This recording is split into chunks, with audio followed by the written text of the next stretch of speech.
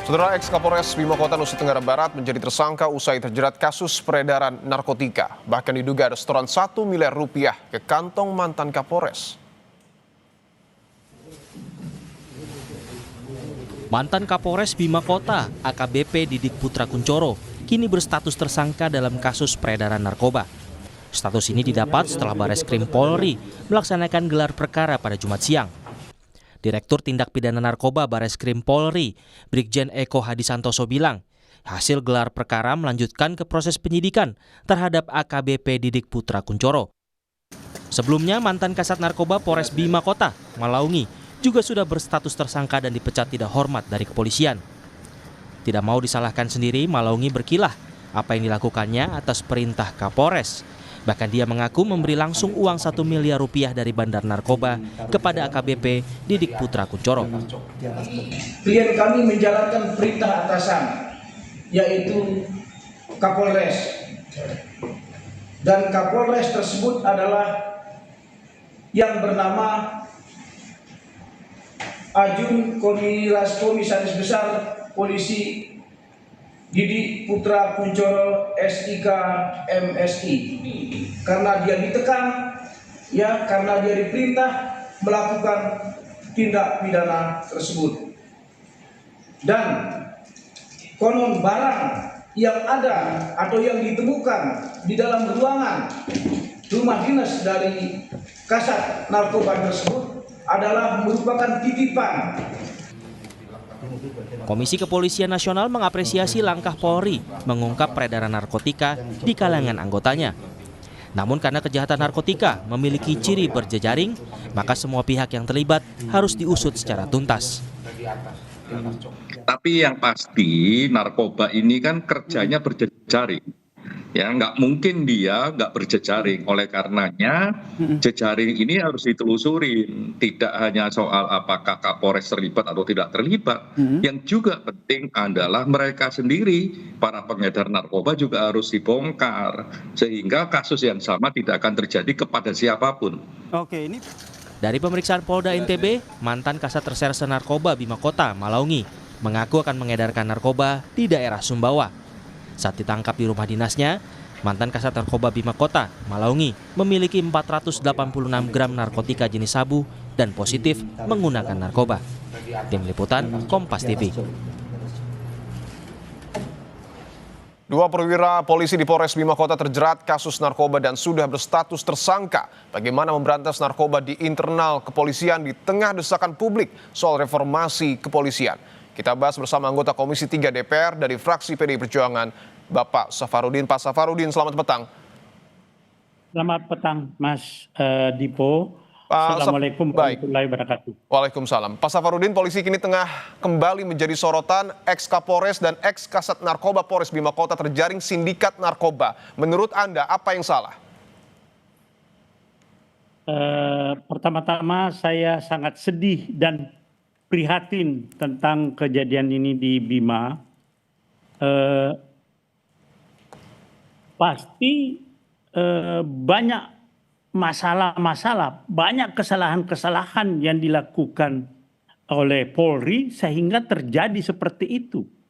Saya katakan bahwa pertama ini kan pertanda bahwa kita ini memang harus menjadi perhatian khusus terhadap reformasi Polri di bidang kultur perilaku Polri yang harus menjadi perhatian kita. Ini terbukti lagi, harusnya dia memberantas, malah dia ikut mengedarkan. Ini kan luar biasa ini.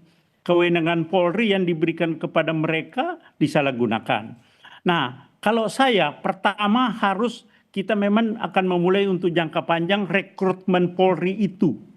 Jangan sampai lagi ada polisi yang masuk tanpa dengan bayar-bayar, sehingga Polri yang jadi sehingga yang kalau jadi polisi nanti malah cari duit di situ polisi, tidak punya ketahanan untuk godaan-godaan. Padahal tugas Polri itu sangat-sangat riskan, sangat-sangat dekat dengan pelaku-pelaku kejahatan. Ya seperti ini, ketika dia memberantas, mungkin awalnya memberantas, tapi lama-lama tergoda juga gitu loh.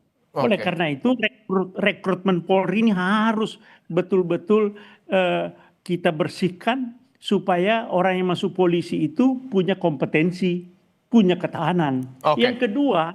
Yang kedua Mas, nanti Ya. setelah masuk itu ada asesmen. Jadi Assessment. menempatkan orang jadi Kapolres itu harus di asesmen. Oke, bahwa kita masih ingat betul selain perwira menengah yang ada di Polres Bima Kota, tetapi juga kita tahu bahwa perwira tinggi ex Kapolda Sumbar Teddy Minahasa juga terjerat kasus yang sama.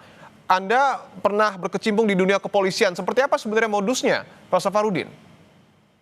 Ya memang kalau Polri itu tidak punya ketahanan, tidak punya kemampuan untuk pola hidup sederhana, tidak punya ketahanan di dalam godaan-godaan setiap saat, ini setiap saat akan muncul itu bahwa pelaku-pelaku kejahatan ini selalu menggoda kepada. Tapi ada jejaringnya, Pak Safarudin. Artinya di internal polisi apakah ada jejaringnya? Karena Kasat Res Narkoba juga menyebut ini atas instruksi dari ex Kapolres Bima Kota. Iya, karena ini kan sindikat. Narkoba ini sindikat. Kalau kita usut-usut dari mana barangnya pasti akan mendapatkan jejaring. Karena itu kan itu gunung es. Jadi di bawahnya itu masih banyak sekali yang belum terungkap. Kalau ada yang terungkap seperti di Bima ini, Ya. berarti di bawah juga masih banyak jejaring-jejaring yang Oke. harus dibongkar gitu. Oke. Ya, Di bawah masih banyak yang ingin saya tanyakan, jika Kasat Res Narkoba ini harus memberikan setoran ke Kapolres, apakah kemudian di tingkat atas Kapolres juga memberikan setoran kepada atasannya? kemungkinan Kemungkinan seperti itu. Kemungkinan ada. Oke. Karena dia ini kan jejaring semua, makanya orang yang mau menduduki suatu jabatan juga harus dicek rekam jejak dia.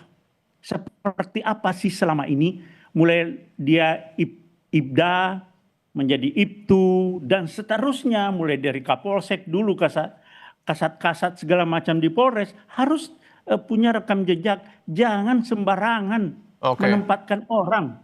Gitu. Oke. Untuk proses pembuktiannya ini akan seperti apa ke depan, Pak Safarudin? Ya kan dua perwira itu kan sudah dijerat hukuman pasal 609 ayat 2 huruf A, yaitu memiliki di atas 5 gram dan ancaman hukumannya kan 20 tahun itu. Ya. Dan dikenakan pasal-pasal berlapis.